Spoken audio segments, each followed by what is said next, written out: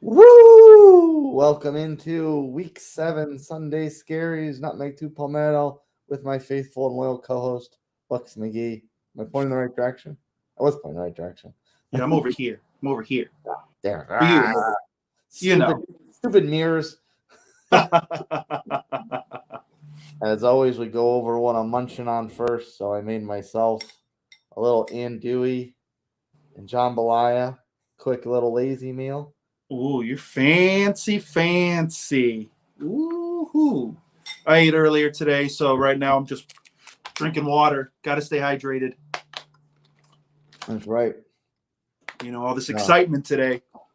That's right. A lot of excitement. Got a little bit of a kick to it. I'll probably shit my pants later. As far as what I'm sipping on, somewhere that I've taken you when you were up visiting me, Steel Hands. Oh, okay. Coffee Pour. This is kind of a new beer. All right.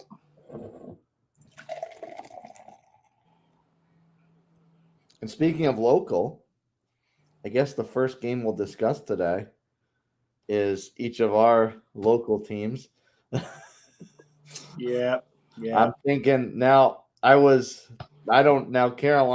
they're not exactly in the best frame of minds or references or bodies this year. And then they went and blew it up this week and dealt Christian McCaffrey. Yeah. Everybody knew it was going to happen. It's just how fast it happened. Right. I figured it was going to be closer to the deadline, probably day of. And I thought, honestly, he was going AFC. I was shocked that, it was to the Niners. There's probably a lot of AFC fans that are glad he didn't go to the Bills because that would have probably been a little unfair. Yeah, at that point, I think you're going, okay, Bills versus who in the Super Bowl? Yeah, that's right. But so I don't know. Me going into this, the Bucks were given 8.5. I'm thinking this was going to be like, okay, the Bucks need a chance to really break out.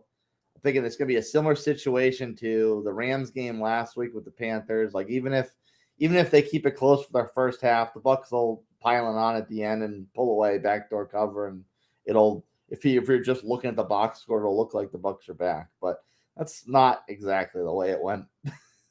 Nope, not at all.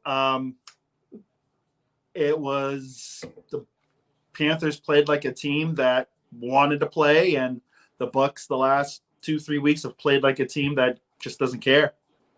Yeah. There's no heart, no soul right now in that team. And I mean, it's so to me it's so weird that this team can be so different with Bowles and Leftwich as opposed to Leftwich and Bruce Arians.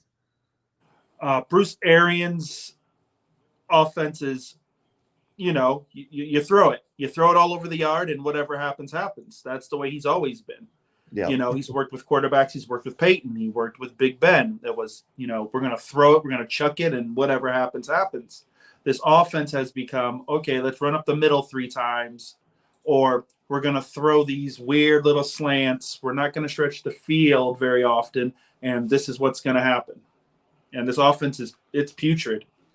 It's a putrid offense. They really need to look themselves in the mirror right now.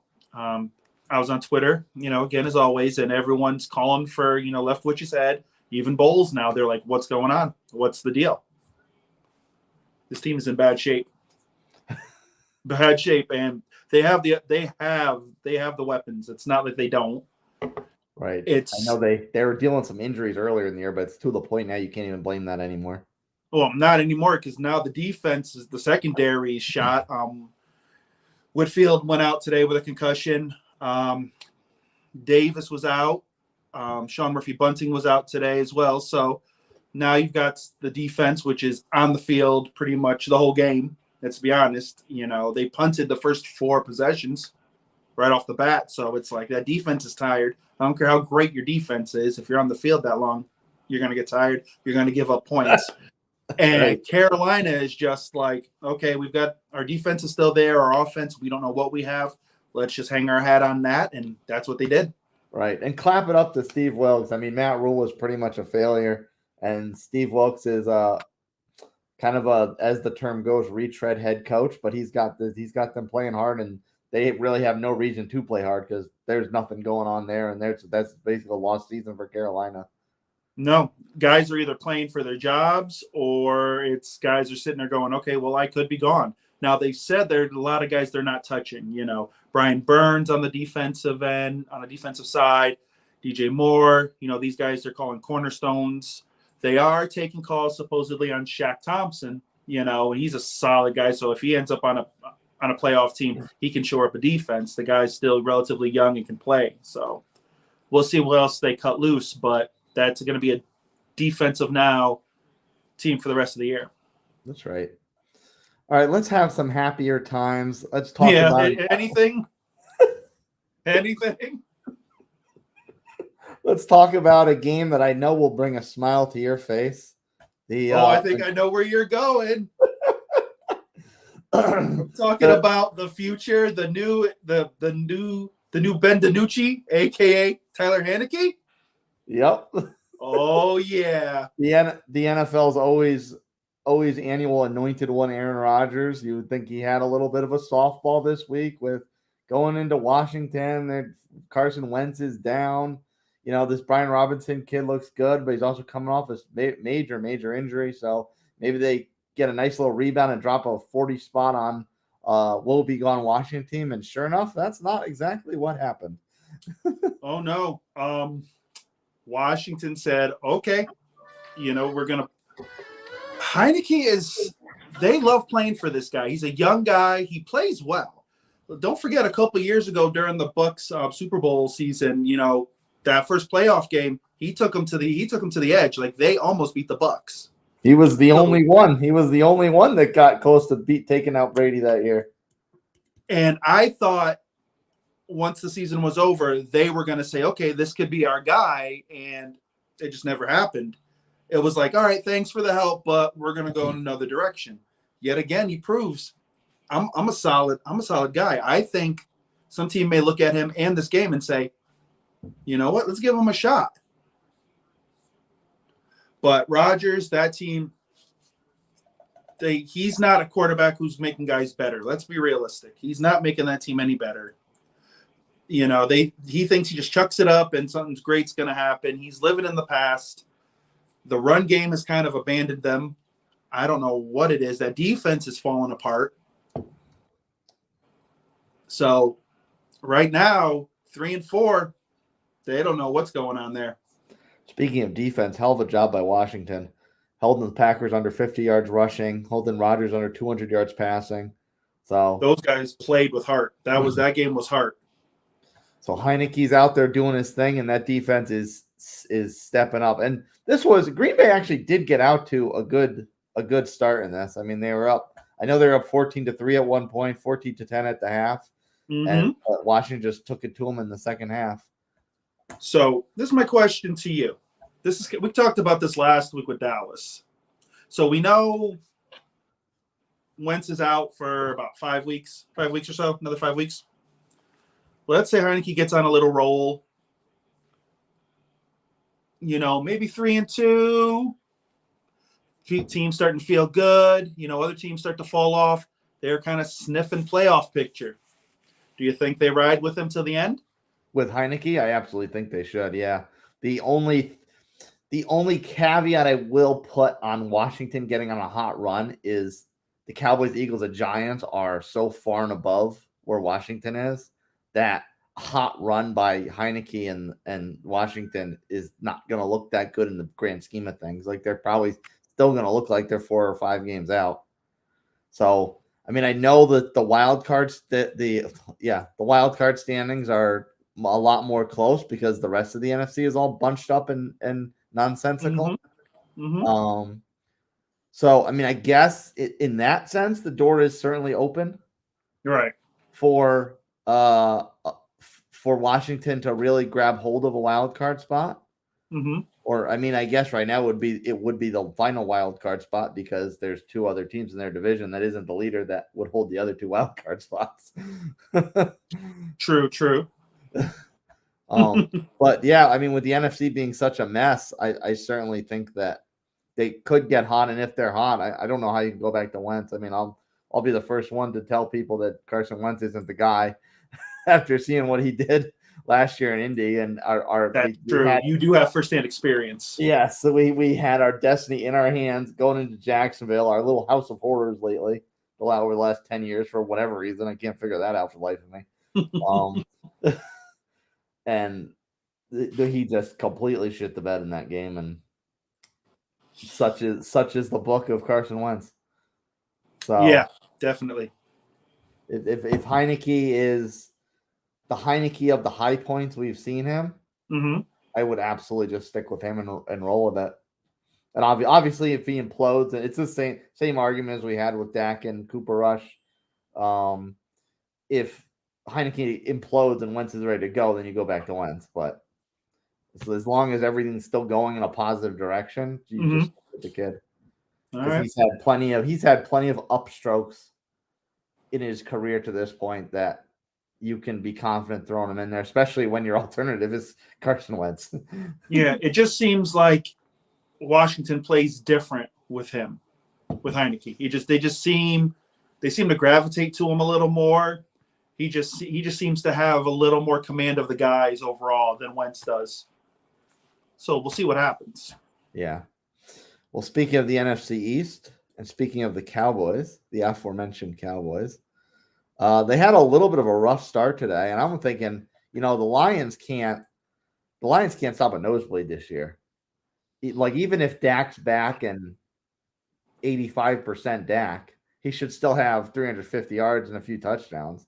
But they got off to a little bit of a slow start. Detroit, they didn't take the lead until the third quarter. Detroit was up 6-3 at half. It was a scintillating 6-3. Yeah, I was like, at that point, I saw that and I was like, uh-oh, this could be something. That game was Dallas's defense all the way. That was Dallas's defense. Dak, he looked like a guy who had rust on him. It's been 4 weeks or so. So I'll give him that. But yeah, it was nothing to write home about. Their defense did what they needed to do. They won. It was the Lions. There's really not much to it. Look at Zeke, though. 2 touchdowns in this game. Yeah, 2 touchdowns, But Tony Pollard, what it was? Tony Pollard was the guy. Yeah. He's the one who got him there. Like, let's be honest. That run game is Tony Pollard between the 20s. Once you get inside the red zone, then yeah, you're going to give it to Zeke. That's what this offense is starting to look like. Yeah, Pollard and everybody else, Zeke in the red zone. I still don't trust Dak making a clutch throw in the end zone. He had a touchdown at the end of the game, but the game was already done. Yeah. It was, I forget the guy's name. There's like third string tight end who nobody decided to cover. He just ran in the back of the end zone and catches it. Hey, happy for you. You score. It's one more than I have in the league, right? Yeah.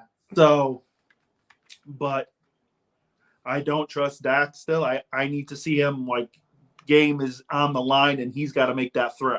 So I think until she does that, it's going to be okay. Let's run the ball. We've got the pieces to run the ball, pound the ball. Dak will make his little throws, and that's what it's going to be. Now, mind you, that defense is going to carry them. That defense is incredible. Oh yeah, that defense is unreal. Micah Parsons is legit unbelievable.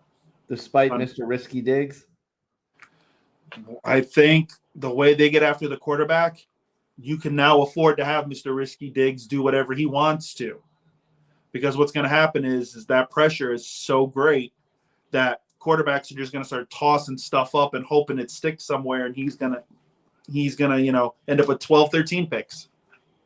Yeah.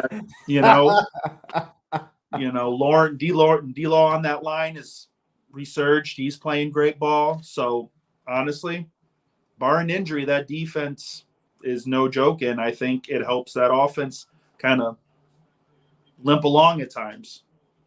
Sidebar: stack that defense up to Buffalo's defense this year. By the way, you would love this beer. Right now, if I had to take one,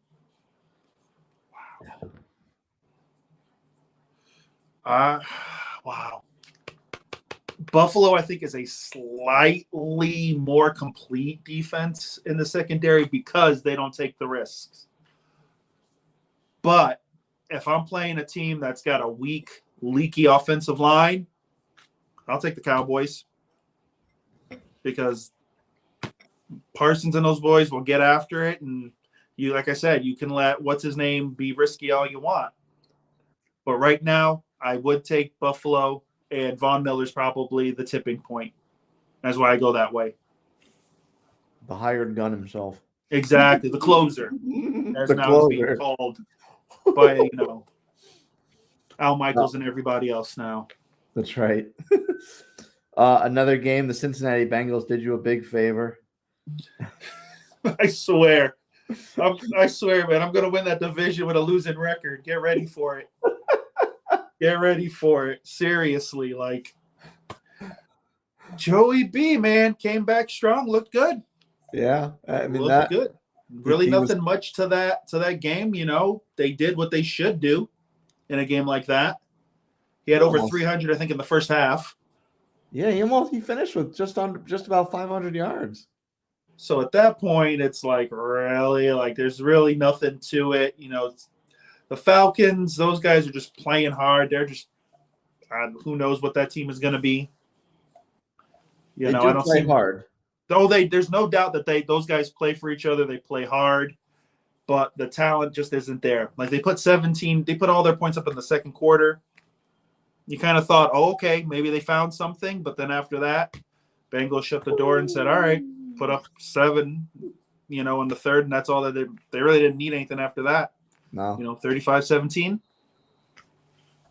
I mean, even after the 17, they didn't need too much. No, not at all. So, Joey's looking good. The O-line looked like it held up somewhat because that's Cincinnati's. That's their issue. That O-line is horrible. They got to keep them up. Comment from Wayne's Beer Delivery. Atlanta, the only thing consistent with them is being inconsistent. Oh, man. Story of a Falcons fan's life right there. It's almost like they're the Panthers. Like they're going to hang their hat on their defense. Their defense is their most consistent. They've got good parts on defense. The offense, it's Cordell Patterson, and you hope Mariota doesn't do anything stupid. That's right. Because he's not throwing the ball deep. So, Drake London's he's gonna suffer this year. Pitts is gonna suffer this year. So I think next year they're definitely going quarterback. They're smart. If they're smart, they'll draft. They're not gonna pick up a retread, and try to patch it together to make a run. I think you got to clean slate it, get a young guy in there, and just do it that way. So you don't think that they'll go with Ritter? They drafted Ritter last year. Oh, that's true. They did draft Ritter. I think if right now they're 3-4, right? If they're sitting at 3-8, then I think you got to put Ritter in and say, okay, what do I've got now? Get him some reps and see what he's about. Exactly, because at that point, Mariota isn't your answer.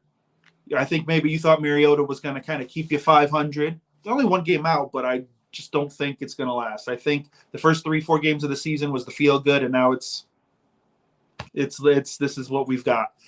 I think you've got to let the kid in if they start to suffer some more. That's right. Wayne, Carolina is a copycat disappointment. I guess at least Carolina's Super Bowl loss was a close game. Yeah, that second half, incredible. Jake Delhomme, hang it up. Jake Delhomme. Jake Delhomme, man. Oh, what we got next? Oh, goody. Let's shit on my team. Yeah. Oh, yes, finally. Someone else can feel some pain. No victory Monday for me this week. Indianapolis. There's no victories for there's moral victories, and what those are, I don't know. I'll figure it out tomorrow, bro. That's right. That's the moral victory is I wiped myself and nothing came off. No, mine is Aaron Rodgers sucks, and I'm good with that. And I'm good with it. It warms the heart. That's right. It's the little things in life. I don't know. I just don't know what this Colts team is.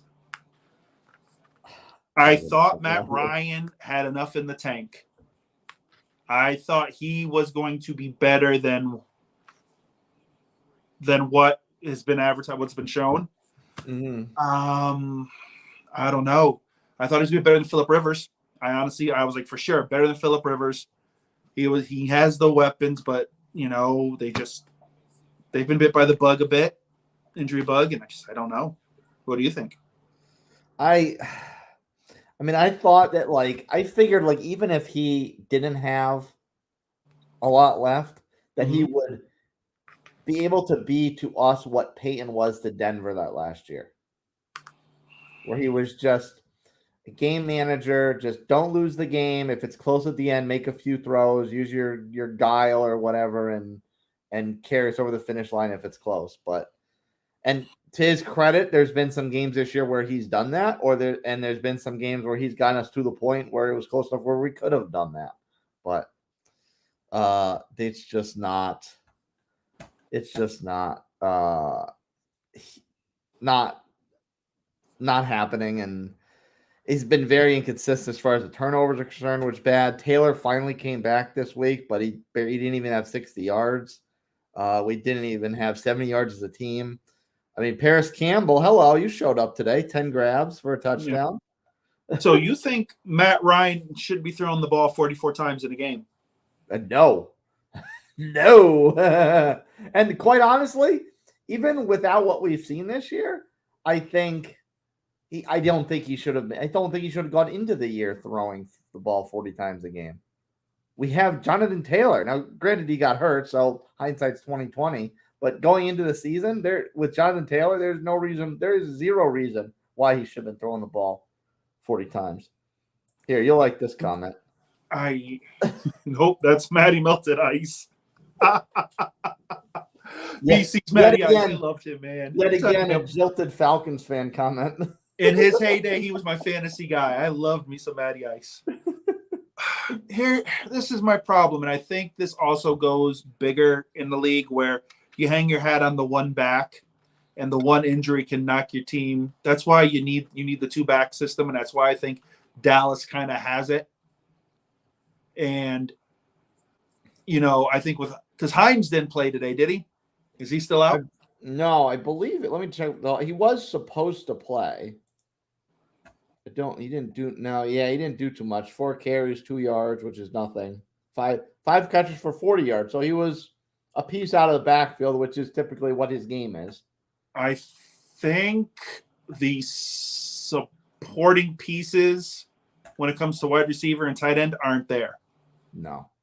And I think that's the problem. I think if, let's say you had now no one has a Travis Kelce, but you had a tight end that could stretch the field, kind of keep a defense honest, and another receiver, because I don't think Campbell's the guy for that. I think that would help Matt a bit. But right now, it's okay. Now we've got Taylor back. Are we going to run him into the ground? Try to make the push? That's the problem. And the rookie, Alec Pierce, has been a favorite of Matty Ice's in the last few games, but he didn't even have 40 yards today. So that's right. Pierce from Cincinnati, right? Yeah. So yes. I mean, there are pieces that I never would have thought the day would come where the Colts were lacking at wide receiver. You know why? Because they're undersized at the position. They really are. They're undersized. I believe, yeah, and you're right. For the wide receivers that were there before them, you had you had Clark at tight end, and you had all those other guys, and it was, like you said, it was a culture, and it just seems like they got away from it, and now you're sitting there with kind of like a hodgepodge, right? And I don't know. At 3-3-1. I have been screaming the last few years of the draft every year: draft wide receivers, draft wide receivers, draft wide receivers. And that's another thing. I never would have thought I'd be asking the Colts to draft wide receivers because I don't know, maybe it's just taking that position for granted from years past, but it's always been build up the offensive line. That's always a weak spot. Build up the defense. That's always a weak spot. Receivers never been a weak spot for us. But all of a sudden now, I don't know if maybe the organization took that for granted as well. And now we don't have anymore. So it's like, Yeah, it's like no, they now just we thought need they thought receivers. Marvin Harrison was going to come walking through the door. It's like Yeah. it's been a few years, Yeah. And no, I think you're right. I think they got away with it because you had Ty and you had other guys that were okay, but you also had at that point you had quarterbacks that could make these guys better than they were. And I think once Andrew Luck left, then it was like, okay, now it's a need. Yeah. So yeah, at this point, it's gonna be that division's a toss up anyways. Right. Let's be I realistic. don't necessarily buy Tennessee. I mean, Henry had a big game today, but he always has a big game against us. I don't know. Like I can't put my faith behind Tannehill. Their defense to me has always been a question mark. I just don't know. I can't put a lot of faith in Tennessee. No, their defense shows up once a week, and then the other week, like you said, it's Henry. Yeah. Because you're not going to count on Tannehill to do you anything. So at this point, I don't know. They're going to they'll be above 500. They'll just make it above 500. The Jags are interesting and such, but I don't know. It's just going to be, I think, load management with Taylor and kind of simplifying that offense. But if you're going to have Matty throw 44 times, I don't know. Excellent segue. Speaking of the Jaguars, they've been humbled back to the basement this week. going up against the hot start New York Football Giants. There's got to be a point where the Giants fall apart. I'm sorry. Like, hey, you know what? They're doing it. Like, you can't. All the respect in the world, but it's like there's like tape and bubble gum. I couldn't tell you who their receivers are unless I look them up. like it's I don't know. It's impressive. Darius Slayton was their leading receiver today. Yeah, like look at that. Like really. You mind you got Galladay a couple of years ago. He was like the prize of the free agent wide receivers. I don't even think he's playing. He didn't catch a ball today. No. So you're telling me you've got Slayton, who was like 4th or 5th best, floating around for years on this team. It's unreal. I give him credit.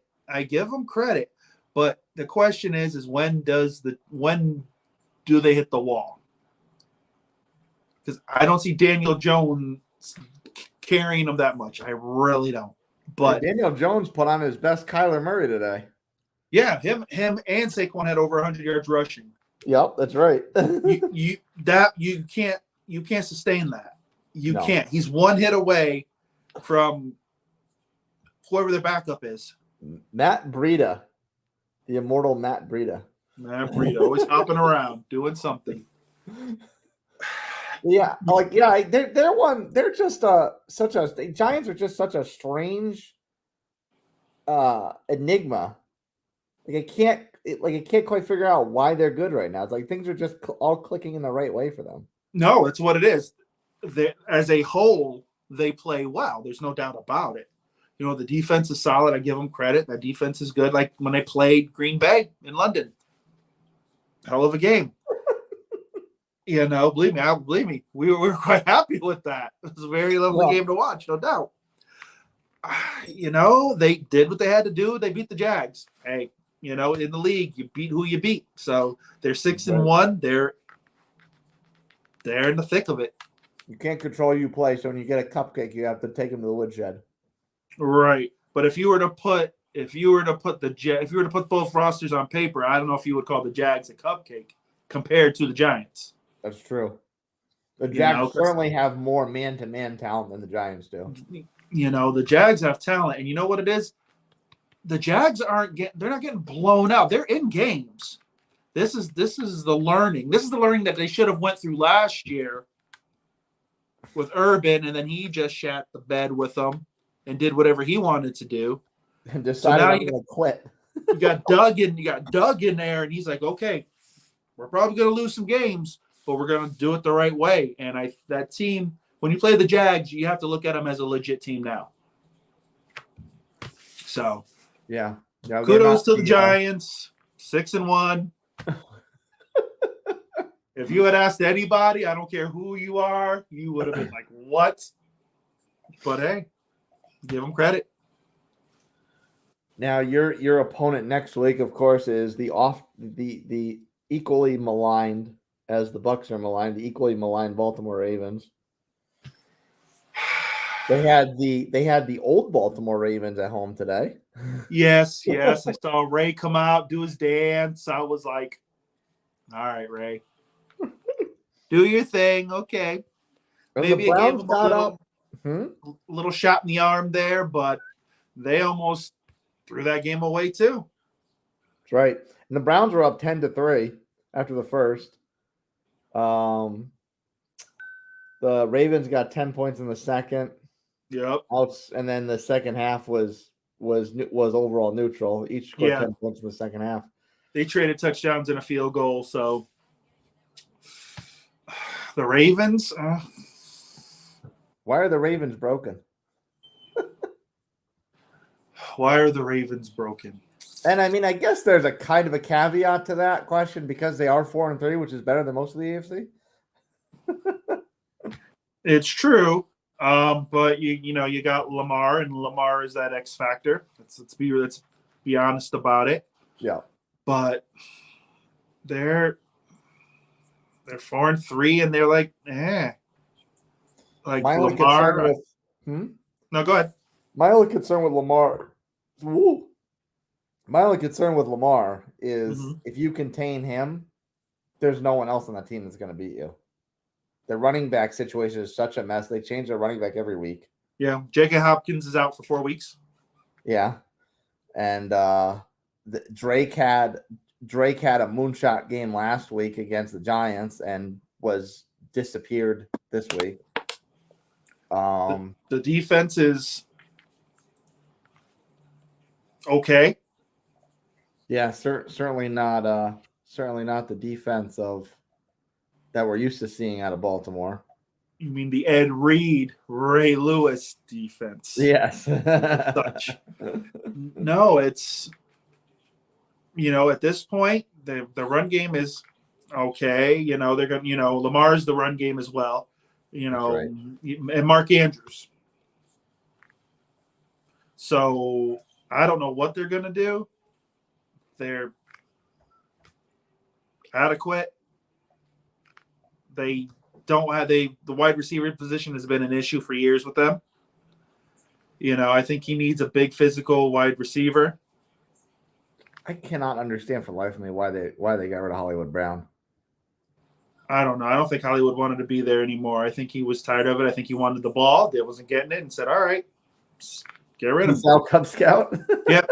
So I'm going to go play with Kyler and Yeah. How's that working out for you? Because let's be honest, the Ravens are Lamar. You might as well just call them the Baltimore Lamars. That's all you hear first. Lamar. Yes, he's talented, and I get that, but that offense is it's just not consistent at all. Yeah. What do you put Cleveland in the same boat as Jacksonville? Problem with Cleveland is they don't have a quarterback. Let's be honest. They have talent. There's talent. Defense, they have talent. On the line, cornerbacks, they are a solid team. Got a 1-2 punch, the running back position. Jacoby Brissett, he's a stopgap at best. We both kind of know him personally because he was in New England. You guys had him over there. So he's not horrible, but he's that guy. He's like a poor man's Teddy Bridge. Let's be honest. Yeah. That's where I'll go with. He'll carry you for a game or two, won't make mistakes, but if you want him to carry you for a season, he's not that guy. No. So it's gonna be, and everyone's gonna hate it, but week 12? You got 4 weeks left, right? When the man whose name you don't like to speak, because for good reason and such, Deshaun Watson comes back. It's not gonna be flicking a switch, I don't think. he'll finish off the season, and then all of a sudden next offseason you'll start to hear the buzz. I'm sure they may try to make a splash in free agency to shore up some spots, but I think Cleveland Brown fans knew this was going to be a season of we'll just struggle, get through, hopefully play 500 ball, which they're 2-5, so they're going to have to figure it out, but no. Let's forecast a little bit. So he's Right. back. He's back against the Houston game, right? Yeah, surprise, surprise. Yeah. So that's 4 opponents left. Mm-hmm. So they got Cincinnati on a Monday night. Back-to-back road games against Miami and Buffalo. Oh, my God. And a home game against your Tampa Bay Buccaneers. I think I'd give them the Bucks. So, the way the Bucks are playing, I'd give it to them. Let's be is there realistic. any way they can get 2 wins out of that? They're 2-5 right now. If they were to get 2 wins out of that and be, what would that make them? 4-7? Yeah. Yeah, because you're saying you want them to split. So, yeah, that puts them at 4-7. 4-7 with 5 games to play and a pretty favorable last 5 games. They get the Saints, they get Washington, they get Pittsburgh to close the season. And they get Baltimore and Cincinnati again. I'll chalk up the Cincinnati game to a loss because if Cincinnati's gonna get their act together, there's no way Cleveland's beating them. But they're gonna want some revenge against Baltimore, and they got 3 very winnable opponents at the end of the season. So if they can, do you think they can get 2 wins out of the next 4 and set themselves up for a good run down the stretch with Watson? Wow. That first game against Cincinnati, is it home or away? The first game next week's Halloween Monday nighter is home against Cincinnati. Home against Cincinnati. When me and you go to talk, we always, do the split thing, in division split. So they could pull something, it's not out of the realm, if they can attack that offensive line, then they've got a shot. There's no doubt about it. I don't think they've got they may play spoiler here and there, but even when Deshaun comes back, I don't know, because it's all timing. He's going to be back. He's got to get the timing down with everybody. I don't know, but weirder things have happened. But if you're telling me, I'll give them 1-3 the next 4 games. I could give them 1-3 and feel comfortable saying that. What's the win? What's the win? It's either that next game or that last game, 4th game. So you'll give them the win over the Bucks. Steelers, Carolina, Cleveland is better than those 2 teams. So you tell me. Now watch. All of a sudden the Bucks will wake up and hang 40-something on them because they want to play. But it wouldn't surprise me. But I'll give them 1-3. So 1-3, that puts them at 3-8. That pretty much makes them have to run the table to make the playoffs. Yeah. I don't know. I don't trust them. I don't trust Brissett. Right. Well, them with Watson to run the table is probably a lot better shot of them running the table with Brissett. So do you think a full season of Brissett is not as good as I'm walking in through the door Watson? It depends. Well, no, but it depends what kind of leftovers Brissett's given him. If Brissett can pass the Browns off at 4-7 to Watson, going into that Houston game, and if they can finish 9-8, that can make the playoffs, especially in this AFC. Now I'm gonna guess that they're probably not gonna have many tiebreakers because the Jets are in it, they lost to them. The Chargers are in it, they lost to them. The Patriots are in it, they lost to them. The Ravens are in it, and the Ravens are in it for the division too, but Cincinnati's tied. The Ravens, they already lost a game to them. So they're not going to have a lot of tiebreakers. No, they would need those teams to bottom out. So at this point, they're extremely outside looking in. Yeah. But if he can hand them off at 4-7, maybe they can play spoiler. But he'd have to go 3-1 for them to have a shot. He would have to go 3-1 these next 4 games. Talk about another disappointing team, the Las Vegas Raiders. Coming into this game at 1-4 against the Texans, the miserable Texans. The Raiders. I feel so bad for the Texans. they're like the kid you feel bad picking on. You're just like, you leave the kid alone, come on. But then you're like, this kid's annoying. He's just, here's the gig. There's nothing there. Let's be realistic. There's nothing in Houston. They got a ton of picks. They've got to figure it out. If they can win, maybe if they win 3 more games, I'd be impressed. I just don't know.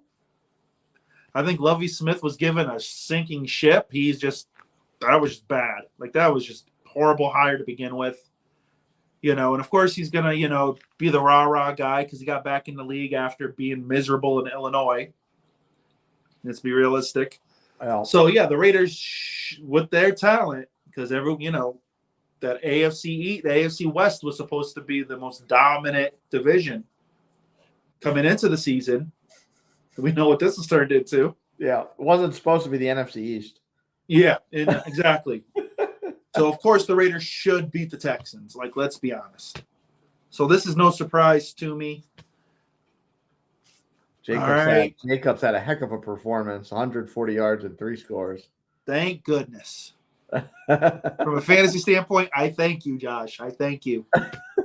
But Mills didn't play bad. He 28 of 41 for 302, 2 tutties. He's not a horrible quarterback.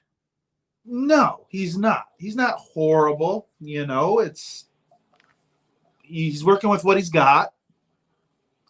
The run game, they got Pierce. That kid's going to be good, I think, in another year or 2. So there's pieces there, but are they pieces where you're going to say 3 years from now we're challenging for a playoff spot? The way the AFC is constructed, no, I don't think so. But they're going to be receivers are, Yeah, the receivers are just, I don't even know who he's throwing to. That leaves a lot to be. I'm looking at the box score right now. Those names leave a lot to be desired. I think they're going to go heavy receiver in the draft. I think they have to, because I'm sorry, Houston is not a desirable, place to go now. There's nothing there, honestly. So hey, they're going to play hard. They're going to do what they're going to do. I think they're planning on having the second round pick in the draft. And they're going to roll with it. Raiders should have beat them. This shouldn't be a surprise. 2-4, they really need to start looking and saying, okay, what do we need to do? I mean, is there any shot the Raiders can get back in this? Sitting at 2-4 right now? They've got, you know what? Their next 5 games are very, very winnable. The hardest game. Okay, you're good. You're gonna laugh. The hardest game in their next 5 is the Seahawks. As unbelievable as that is, that's their hardest game. So in theory, let's say they go 3-1. 4-1. 3-1 puts them at 500. 500. Right now, the Chiefs are winning that division. I don't trust the Chargers. No. Don't trust the Chargers. And we know what Denver is. Let's ride. Yeah. You're riding to the cellar real quick.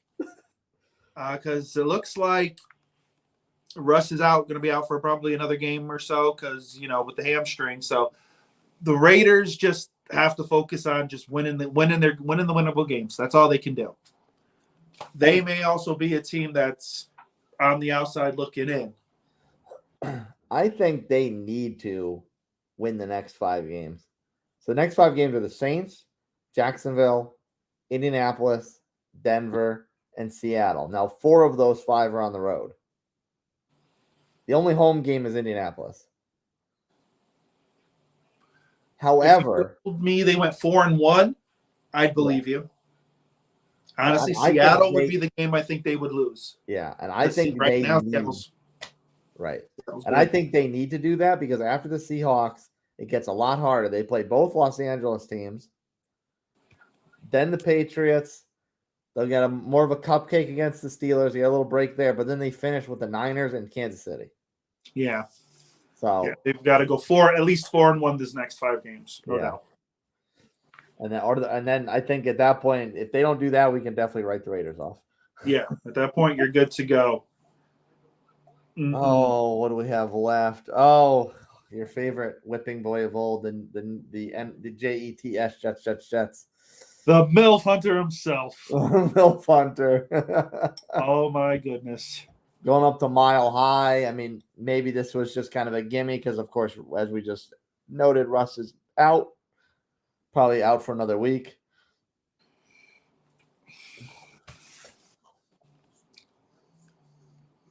The Jets are another team. I mean, do we buy this? Do we buy this 5-2? I think you have to. They aren't the Jets of old. And I believe a lot of people still want to see that, but they're not. They're not the Jets of old. They believe in themselves. And they've got talent. Like, they did well in the draft. They picked up a lot of steady pieces. So that team is built for long-term success. There's no doubt about it. Denver, I just don't get. I don't understand them either. I don't get Denver at all. Right now, if the playoffs were to start today, the Jets would be the 6th seed. The Jets are the 6th seed. They actually are better. They're better than the Bengals right now. The Bengals would be the 7th seed. So they're playing ball. That's it. No one believes in them, so they're like, "Why? We don't care. We're gonna do what we got to do." So I believe in them. Denver's a hot mess. Let's be realistic. Who's in a worse shape right now, the Broncos or Green Bay?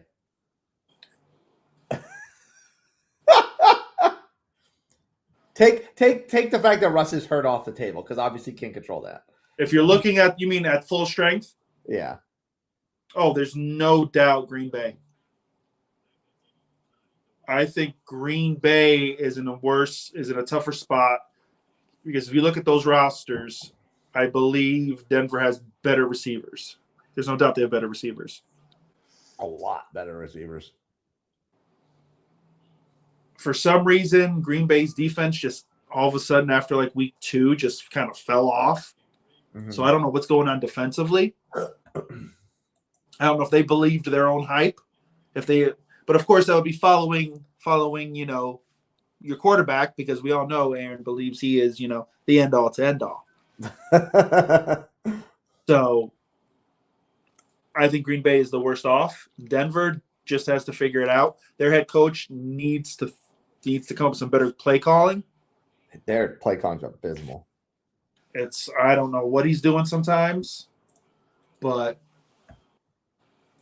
I don't know. Denver, they need to figure it out. And if Russ is out for more than a couple games, they start looking towards next year. Let's look at their schedule because we went over the Raiders. Like we carved out a path to victory for the Raiders. If they can ace the next 5 games, they might have a shot despite the treacherous end of the season they have. But Denver is more or less in a similar position, and they have a London game next week against Jacksonville. Presumably that's the game Russ is going to miss. I don't think without Russ, Jacksonville's not, like we've talked about, Jacksonville's not the pushover it has been. I don't think you can give them the victory with or without Russ. I'm almost tempted to call it a toss-up. Yeah. Almost. At Tennessee, I don't think you give them that. I mean, I don't have any faith in the Titans as far as the big picture is concerned, but at home against Denver, I think they should handle business. Mm-hmm. Then they have that Vegas game I think Vegas is. I mean, they're both will be gone positions right now, but I think Vegas is in a better situation. I think defensively they are. Yeah. They get the Panthers after that. Oh, better watch out. By that point, the Panthers will be leading the division. That's right. That could be. Panthers are running the table. Get ready for it. NFC champs. In Carolina, no less. So I don't necessarily that's almost a toss-up at best.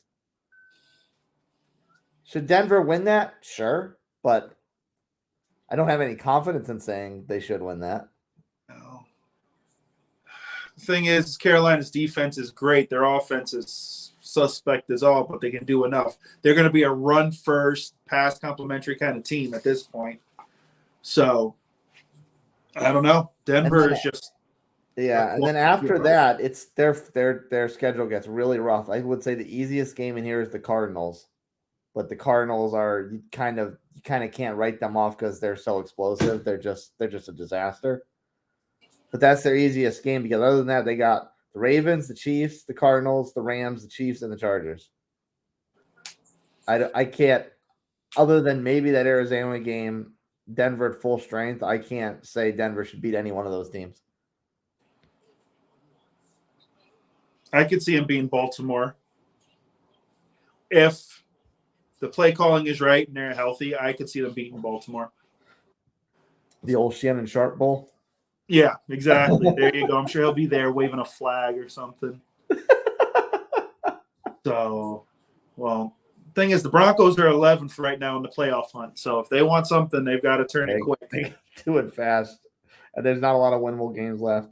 There are. All right, next up is everyone's favorite feel-good story, Geno Smith. Geno! They took the Chargers to the woodshed today.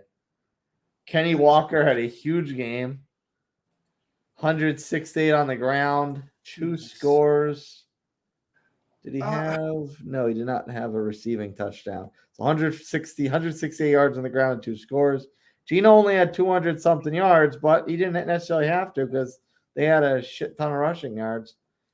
And they pretty much locked down the Chargers run game. I mean, Eckler did a ton through the air, but they only had 53 yards on the ground. Herbert was held under 300 yards. So the Seattle defense, that's a sieve. They showed out. They showed out a little bit. This was a game that I'm sure Pete Carroll loved because let's be honest, he's always wanted to run the ball. He's wanted to pass second, especially, Russ's last year when everyone was screaming, let Russ cook. And, they pulled the reins on it and then it all just fell apart. He always wanted to run the ball except on the 1-yard line in the Super Bowl. Yeah. Yeah. Poor guy. Sarah. Can't go back. You got to move forward. If you really want to know how somebody feels, ask Richard Sherman. He'll tell you. They talk about it almost every week on Amazon. You'll hear something about it. The Seahawks are just, they just play hard and it's simple. Let's run the ball and Geno, don't make mistakes.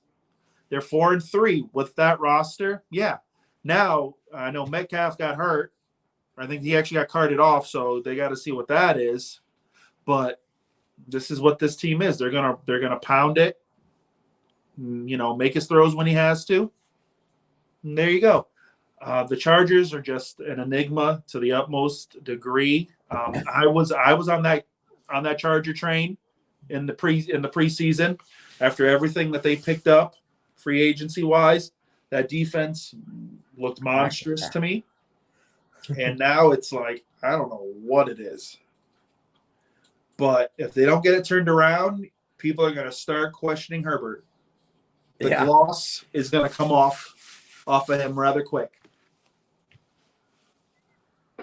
Yeah, they're just another enigma, and you don't necessarily know what's wrong with them because there's nothing that sticks out. It's just for whatever reason, it's just not working. There's talent everywhere, so there's no reason to be 4-3. That's the Buzz Lightyear meme. Talent everywhere. Yeah, exactly. So is it a situation where, now mind you, their head coach makes some of the stupidest calls I've ever seen in my life. Mister, I want to go on every 4th down. Like, really? Like, that's if you're playing Madden, sure, because you just huck it up and you know you're going to do something. You're playing the computer. But really, I think they kind of breed their clippings a little bit too. So if they end up losing a couple more, it's going to be who's to blame? I have to look at something real quick. Yes, I was right. Seattle is in first place right now. Wow. This is like Russell Wilson's worst nightmare at the moment. Exactly. Mister, I need to leave because I can't work with what I have here. So Gino says, okay, here I am. Boom. Gino's making them look like they're gonna have 3 Pro Bowlers. So right now today, if you had $100, who would you put your money on to make the playoffs? Gino or Russ?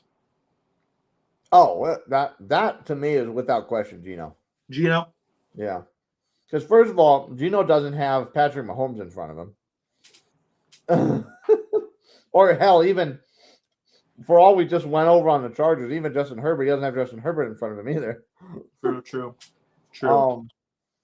But yeah, I mean, I don't have any faith in Denver making the playoffs at this stage of the game. Yeah, I don't think so either. It would have to take a literal act, and I don't know, but yeah. I mean, right now the only other team to me that's a legit threat in the NFC West is San Francisco. Arizona's a mess. The Rams are again one of those teams that they've got all this talent everywhere, but they're just that I don't know whether it's health or not clicking or hangover or whatever it is. Do you think they would be better? Do you think they would be playing better if OBJ was on the team? I mean, maybe a little bit better, but I mean they're 3-3. I mean, he would get maybe one more win, 4-2. I mean, it's 4-2 might look better, but like, is it really that much better than 3-3? Well, it's better than the Niners 3-4. Well, yeah. Thank God for bye weeks.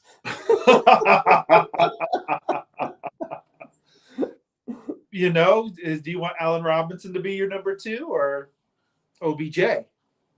Well, yeah, there is that. The Niners also, I don't know. I feel like Shanahan is tinkering too much. No, I don't think so. I watched that game, and we'll get to that game. But no, Jimmy lost that game for them, and he lost it at just before halftime. That drive before halftime, when he threw the pick. All right, so let's talk about it. I mean, what's the damage report for the Niners after this? Because the Chiefs actually absolutely took them to the woodshed. Everyone's gonna look, and that's a huge rebound. That's a huge rebound win for Kansas City coming off the Buffalo loss. I try to give Jimmy G credit and hope he does it right, but I just don't understand him. Like I said, the first half they were taking it to him. It was a close game. They were driving down, and then they had the pass rush, and then he just chucks it up, gets the pick, and then it all just changes from there. Jimmy's got to learn, just throw the ball away, eat the ball, throw it away. There's no reason to throw that up there. I understand you're trying to throw it to Kittle, but you couldn't. I get it, but no. I meant to bring that up. Bizarro worlds of bizarro worlds today. Both George Kittle and Juju Smith-Schuster caught touchdowns. Yeah, all of a sudden it was, why? Because it was National Tight End Day. So they were like, let's give Kittle some love because first 5 weeks or whatever, you weren't giving him squat. The man was a glorified offensive lineman who can catch. That's what you did to him. And then the Niner defense, I don't know. I don't think they are ready to handle something like the Chiefs. It was just, it was crazy. Mahomes throws for 423, 3 touchdowns. And, Juju goes for 124. What? It's the same And Juju Smith-Schuster. And of course, everyone's like, the Chiefs' offense was going to take a back seat because Tyreek isn't there. No, the offense got better because you had other guys who could catch the ball. It became a cohesive unit. It wasn't like Tyreek and the boys. But everyone knows that offense starts with Kelsey. It's fact. Yeah. And teams still can't figure out how to stop it. At this point, I've seen enough Chiefs game this year where maybe it's becoming more obvious to me. Teams don't even try. Like there were a couple catches he had today where he was double teamed, and he just jumped up and caught the ball, and the defense didn't even try. They're just okay, Travis. They had a corner on him who was just coming. I forget who it was coming back from a hand injury. Who's wearing a cast? Do you really think that's gonna work? Do you really think it's gonna work? The Chiefs the Chiefs offensively are incredible. There's no doubt about it. Mahomes makes it all happen. We've seen the games, all the mumbo jumbo. That's fine. But I thought that the Niners had enough of a defense to say, okay, as long as we can keep it in the 20s, we've got a shot here. Like I said, after halftime, they just exploded. So I just don't know. Jimmy G needs to figure it out, stop chucking balls up, but they're 3-4, so they've got to figure it out quick. And quick doing the math in the second half, it was 30-10 Chiefs. Jeez, unfreaking real, unfreaking real. But the Niners are the 3 seed. If the playoffs were today, they'd be the 3 seed. Wait, really? Yeah.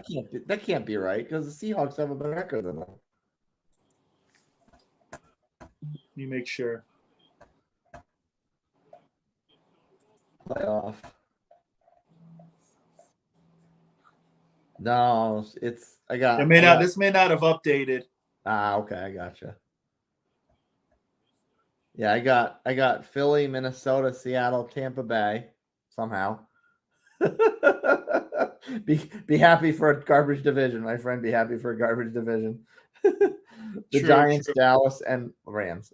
Yeah, so this very didn't update as of yet, but it's exactly. It's not good. Now they're hoping, CMC is going to come in and, that's great, but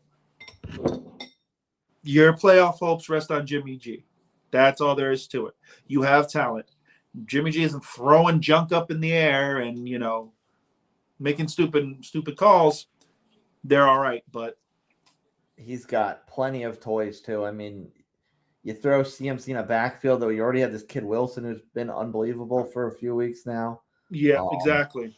Debo obviously is incredible. Kittle, if you could throw the ball to him, is great. You got Ayuk, that kid, like there's talent there. It's just, can Jimmy G get the ball to him? That's all it is.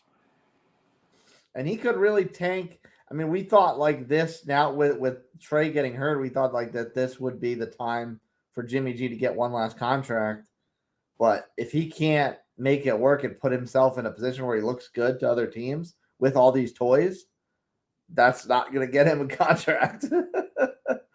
One thing if you're in Cleveland with nobody to throw to, or you're in, I don't want to say the Giants because they've been so good, but like a situation like the Giants where you have no names as weapons, like it's one thing if you're in a situation like that and you have a less than stellar year and you don't get a contract, but you're on this Niners team with all these toys, all these shiny toys to play with.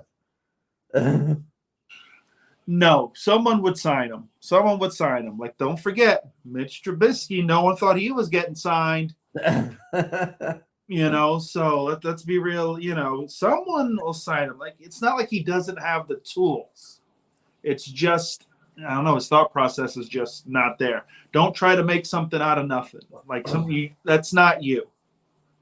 That's not you, especially when you're not sitting in the pocket. You're not a guy who's going to run around and this and that. If there's 5 guys coming at you, just hit the turf. Call it a day. Yeah.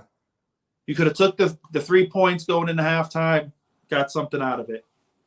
Didn't, and the whole thing's unraveled.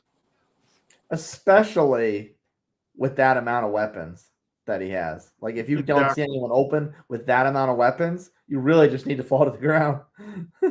Exactly. Like, there's no, like, you're not winning the game on that play. You lost the game, I think, on that play. But it's going to, I don't know. All right, let's forecast a little bit for this stink bowl kicking off at the moment.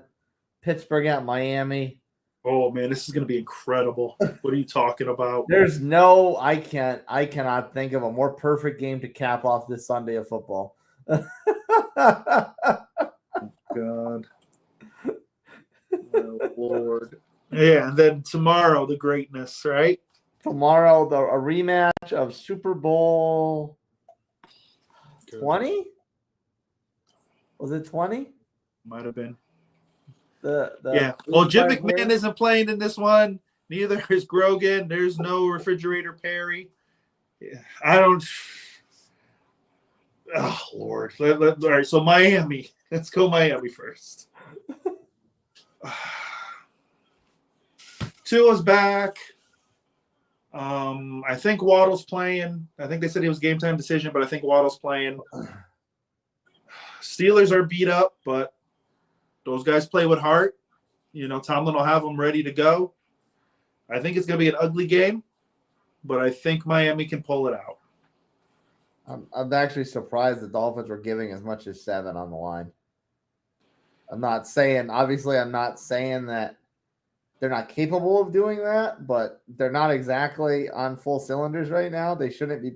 I'd be shocked if they blew anyone out right now this second, even the Steelers.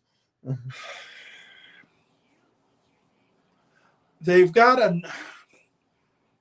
Tua's back. He's got the 2 fastest receivers in the league. He's got a quality tight end.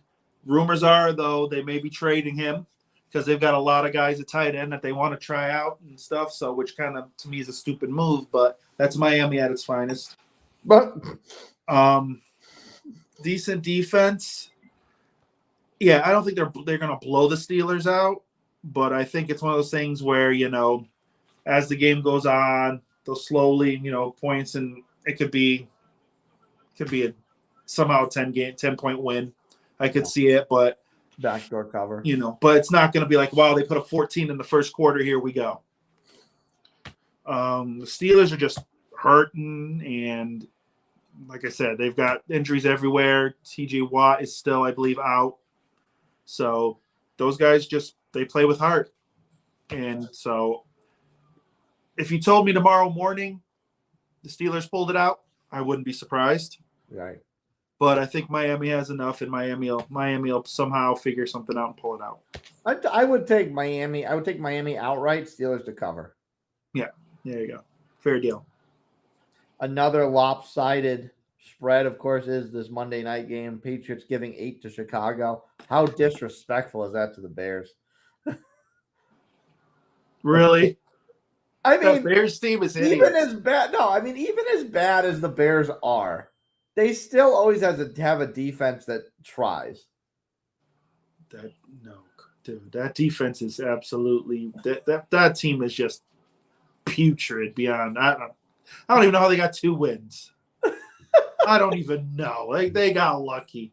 Wait, okay, I gotta find out because I can't think of the top of my head. Who were they? I think it was hold on. They lost to the back. Who did they beat? They beat the Niners. That was that week 1 game. Oh Lord, they're absolutely hideous. And the other one was Houston, so there you go. Like, come on, man. Like, I get it. Give them A for effort, but geez. But the question of this game is, if Mac Jones is good to go, do you start Mac Jones? No. I am consistent with this. I will believe the Brady rule. The Brady rule. Brady rule. Yes, because we've had this conversation so many times, and it's true. I think I love this Bailey Zapp kid. Zappa, Z, whatever you want to call him. This kid is great. I love him. The kid can play. He can move a little bit in the pocket. He can throw. I say you let him ride. Yeah, like what? Again, like it's a young kid. Once he struggles, pull him. Give him no leash. I am totally okay with that. But up until that point, you ride. You ride till he dies. The expression the kids say, of course, is "my ride or die," but it's in football. It's you ride till you die. No, I would. I think they're playing great. I think the last 2 weeks or so they've played really well. They should beat the Bears. Honestly, the Bears are just a mess. There's nothing good about the Bears. I just don't feel anything. Justin Fields is just that boy's counting the days till he can leave. Well, that was my next question. Do you think it's time to give up on Fields? No. I just think he's in a bad situation. He doesn't have any real good pieces. Like he has no good pieces. It's just he's trying to make. Sometimes I think he's a young quarterback, so of course he wants to make something out of nothing, of course. But there's no safety valve really there for him. It's just a horrible situation. Yeah, of course. They moved on from Nagy, and now they're trying to rebuild it. So this is your guy. Go heavy in the draft. Get him quality pieces. Mooney is decent, Darnell Mooney. But after that, what is there? He needs a lot more around him. He needs a guy that he can connect with that. Okay, this is my guy that I can work with. Cole Kmet is adequate, but still, there's not that guy he can hang his hat on to say, I'm in trouble, come bail me out. He doesn't have it. And Belichick is going to eat this kid alive. You know, he is going to eat this kid alive. Now, I could be all wrong, and then next week we're like, yep, Fields put up 40 on him, and all hell broke loose, and I'll have to sit here and eat that crow. The Zappa magic is gone. It's gone. I have a Walter Payton jersey in the closet over there. I'll wear it and be like, yep, there it is. Fields is the real deal today. I don't know what to tell you, but I think the Patriots are playing some decent ball. And 7.5, I'll give you that. It's kind of like, okay, really? But the Pats are home, so I can see it, and yeah, I can see them covering. Yeah. I actually did take the Pats to cover that. I don't have I do think it is a little disrespectful, but at the same time, I don't think the Bears have done anything to warrant having respect this year. No, you're like, all right. If you told me, Pats would win by 2 touchdowns, I'd believe it. Yeah. I mean, they got one win that was Trey's first start, not knowing which end was up, winds up getting hurt. Jimmy G has to pick it up. And your other one was the Texans. Whoop-de-doo. Here's your gold star for today. Yeah, exactly. Like those are like participation trophies. These are things you're supposed to do. Yeah. So if it's a surprise to you that you did it, there's a problem there. There's a problem. So we'll see what happens. I'm taking the Pats. I think Zappa's the guy. I like him. I think he may not end up being long-term there in New England, but I think a team may look and say, okay, we're going to keep an eye on this kid and end up hooking up somewhere else. Or Bill says, you know what? Forget this. We're going with him. Hey, Mac, you want to go to the Niners? Because don't forget, in the draft, the whispers were that the Niners were interested in Mac Jones. They felt that he was the most pro-ready quarterback. Can you imagine a 1-to-1 swap, maybe some draft picks on either side to balance it out, whatever. A 1-to-1 swap, Mac Jones for Jimmy G.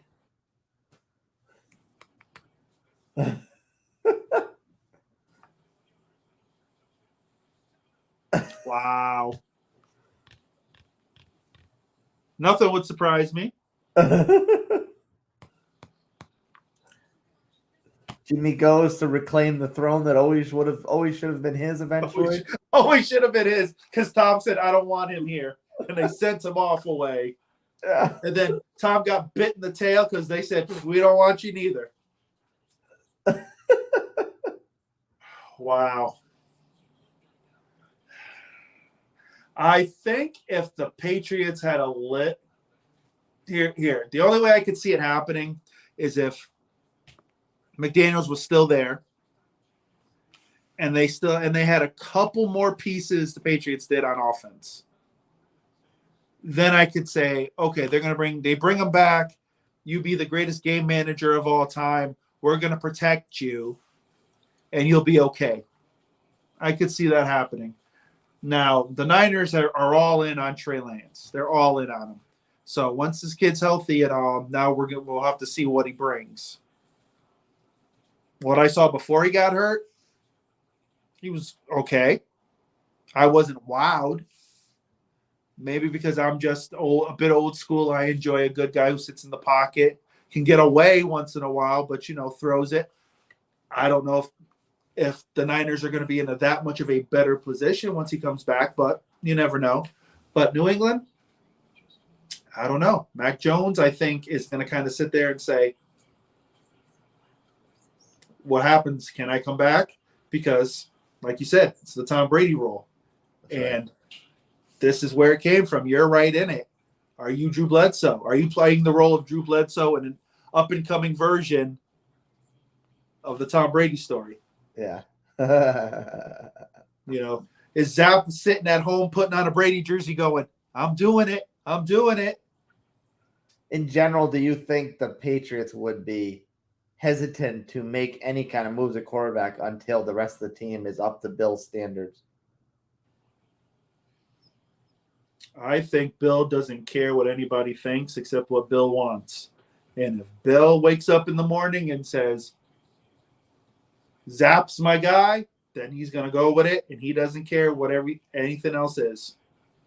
So even like in the next year or two going forward, you think as long as Zappa doesn't fall apart, as long as he doesn't fall apart, you think that he will just ride it with him and build up the rest of the team, and then in 2 years' time, if Zappa's not the guy, then Bill would worry about replacing him.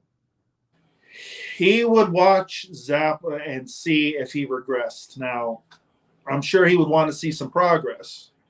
But if it's a situation where, he's playing solid now, he improves throughout the year. Let's play the scenario. He's riding them. He's riding Zapp. Zapp's the guy. Maybe they fall a game or so out of the playoffs, right? He may say there's an open competition. All right. But if it's status quo through preseason or whatever, Zapp could be the guy. And then they ride it out. Bill will always have the defense, I think, playing at a quality level. That's just what he is. He's a defensive coach. And now his kids are coaches there, so, they have a hand in it. So there's going to be the Belichick print all over that team. But this is going to be – it would be different if it's been 5 or 6 games and Zappa went like 4-1. It's only been about 2 games. So I think it's easier for Bill to go back to Mac Jones. But let's say it was like a 2 or 3 more games and the kid went 4-1. Then he would say, okay, we're going to ride it out. Bill's not changing shit. No, he's like, no, this kid got me to 4-1. Why am I changing this? So I think Mac will come back, but I think they'll watch. And if Mac just doesn't have it or something just isn't clicking, he'd go back. He'd make it known in one of his quality cryptic, press conferences like he goes. But yeah, my gut, I'd wish to have Zapp for keep it going because I like watching the kid, but I think Mac Jones does come back. Ooh. I don't know. I could see where your I could see where your head's at though.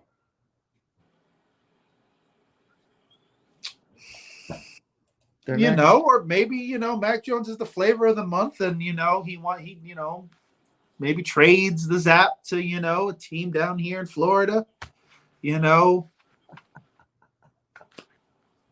mean, their next 4 games, counting tomorrow night, are very, very favorable. So obviously we got the Bears. Yeah. They've got 2 games against the Jets, sandwiching a matchup with Indianapolis. Now, mind you, the Jets. I don't see Zappa slowing down in any of those 3 games. The Jets aren't the Jets of old, so I would give a split. I would give a split to the Jets. So if you told me 3-1, I'd say it's realistic. So 3-1 would put them at 6-4. Where are you Monday night? I think you're right. Now that's 6-4 with 2 very difficult games after that second Jets game. One is the Vikings on a Sunday night. That is brutal. Oh, I'm sure Bill was not happy about this. So it's a Sunday nighter against the Vikings on the road, and then the Bills at home on Thursday.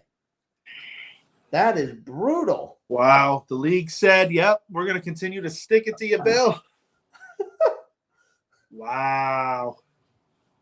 Now, they gave it back to him a little bit the following week because they gave him another Monday nighter. So they got an extra long week after that. But that's awful. And that game's against Arizona. I would figure, like, if it's a short week against Arizona, you probably don't mind. But a short week against Buffalo, that's awful. No, that's rough. That's rough. Vikings should handle business, but I'm never 100% on the Vikings because I don't know what you're going to get every week. Right. That's completely fair. You just don't know. But at that point, if they go, like I said, the first 4 they go 3-1, I don't think you can go back to Jones. So you're going to ride the Zap till the end. They have.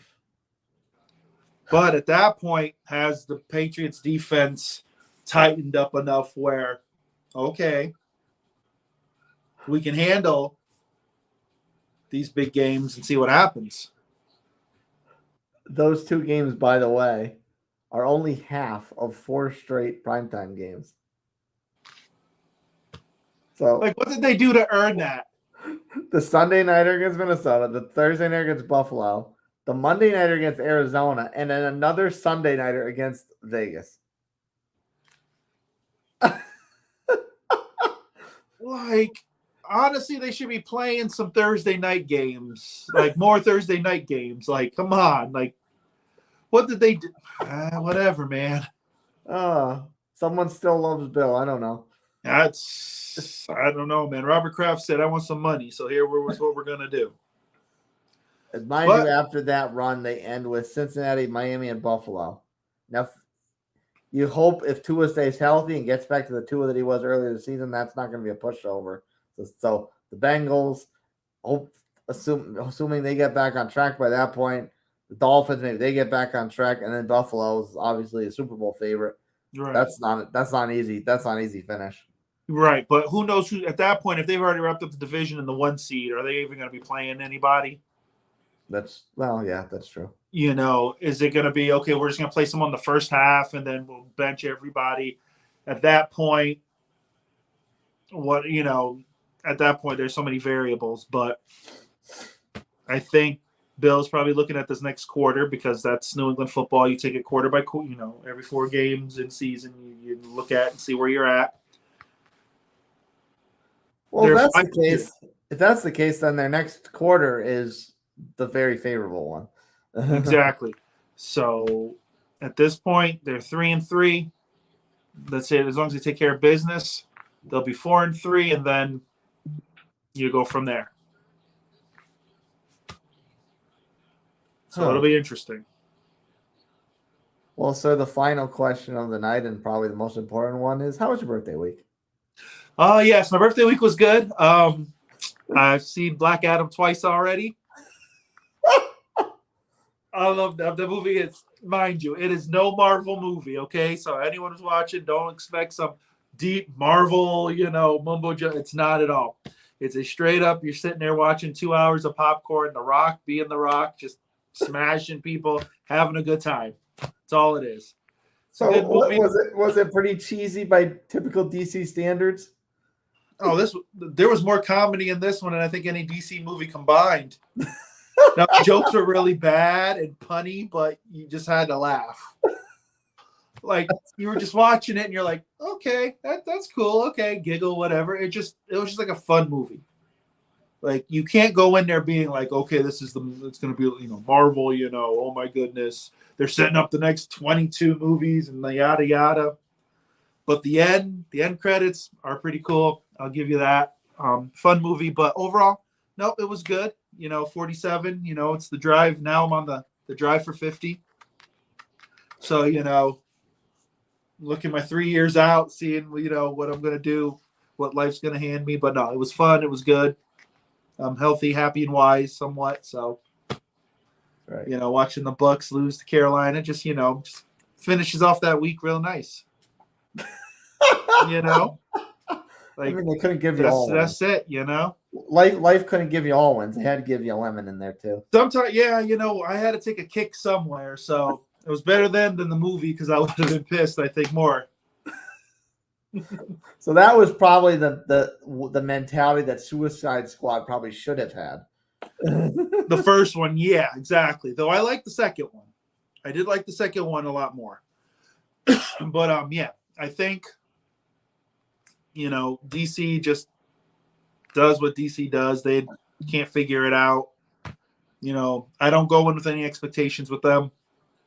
I just try to go in, just give me 2.5 hours of fun where I can just kind of put the world out there. And if that's it, then it's a win for me. That's they're very much in that place that Marvel was in prior to the MCU. Yes. They were tossing out lemon after lemon after lemon, and Marvel was turning into a joke. And now they pretty much own everything. Exactly. Marvel owns the world, and we're all just paying for it. Because in a couple weeks they've got Wakanda, so that's coming out. So that's a movie I'm gonna have to watch and be all serious about. And I'm like, man, I don't want to be serious. I just want to eat some popcorn and just be mindless for a couple hours. But no, I've got to remember what happened 4 movies ago, and look at that. And maybe as I get older, I'm like, I don't want that. I just give me something stupid. Oh, that's a callback to when Ant-Man scratched his butthole. Oh, did you see how he scratched? He used his third finger because he held the Infinity Stone in the third finger, yada, yada. And then I'm like, I don't care. And then there's the guy behind me. No, that's not right. Because in issue 417, and I'm like, shut up. Who cares? But, it's the world we live in. You enjoy it for what it is. Well, coming up on 90 minutes, I believe you have a Thursday night. You have a home game. You're back at home this week, but it's a Thursday nighter. Yes. I'll be there. I got Lamar. Lamar's coming to town. Right. So being that's a Thursday nighter, maybe we'll do this again next Sunday. Hey, man, Sundays are the night. Hey, I'm there whenever. Hey, I'm here. I'll let you know, the fun of that it is. We'll see. Folks, Number 2 Palmetto, and of course my guest analyst, Bucks McGee. Signing off. Peace.